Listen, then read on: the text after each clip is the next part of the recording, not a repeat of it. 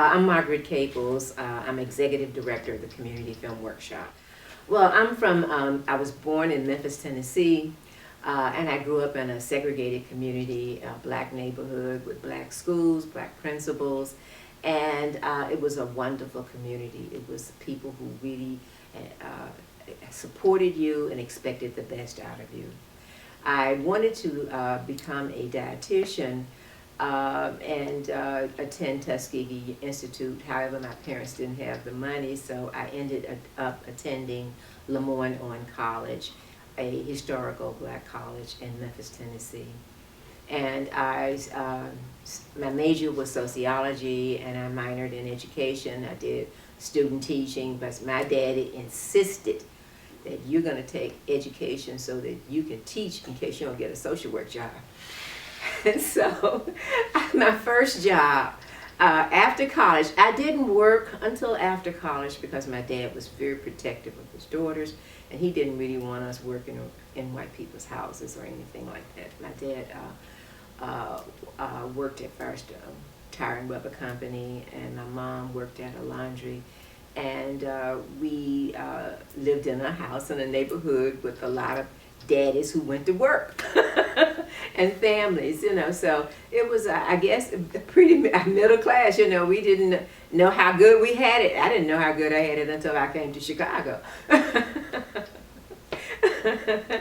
But anyway, I was just fortunate to have the kind of parents I had and to have a praying dad and grandparents. I was surrounded with a lot of love. But then after graduating from Lemoyne, I took a job with a War on Poverty program in community organizing, and I worked with 21 women older than me, all older than me, and it was a wonderful experience. And then in January of 1968, I accepted a job at the Tennessee Department of Public Welfare. And at that time, we had a sanitation strike in Memphis. And so a lot of the men that were on strike were certified through the department. And my roommate and I lived not too far from Mason Temple, where they were having the rallies, and we attended the rallies and got a chance to hear Dr. Martin Luther King speech. And so